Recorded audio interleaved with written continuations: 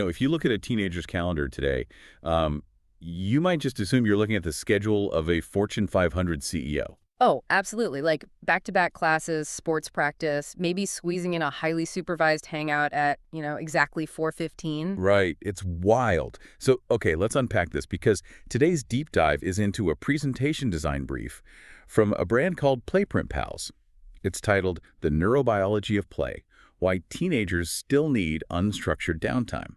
Yeah, and our mission for you today is pretty radical. We want to see how we can completely reframe teenage boredom. Shifting it from a problem we feel like we need to solve into a vital creative engine for their mental and emotional health. Exactly, because these heavily managed CEO-style schedules are actually backfiring on a biological level. Yeah. It really comes down to how the teen brain wires itself.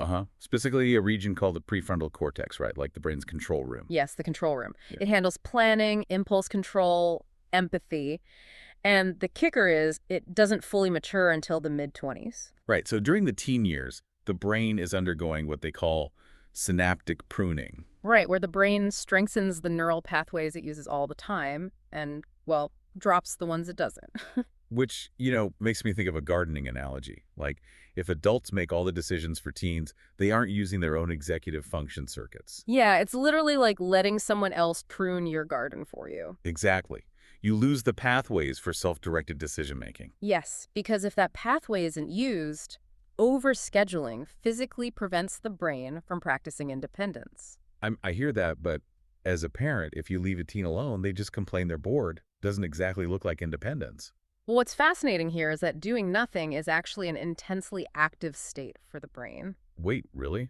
What do you mean by that? So when a teen is allowed to just be bored or daydream, a specific system switches on called the default mode network, or DMN. Okay, the default mode network. So it's not just shutting down to rest. Not at all. It's the brain's background creativity engine. It boosts creativity, helps them build self-identity, and, processes complex emotions. Wow. So boredom isn't the enemy. It's literally biological fuel. Exactly. It is doing Yeah. heavy lifting. Okay, so doing nothing alone sparks that internal creativity. But what biologically happens when this unstructured downtime involves other teens? Well, unsupervised social play creates what researchers call an empathy lab.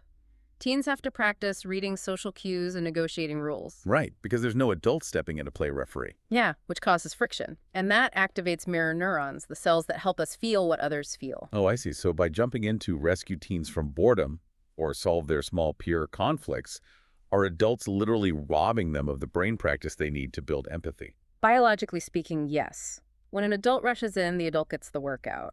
The teen's mirror neurons are just left dormant. That is a massive paradigm shift. Unstructured downtime isn't a waste at all.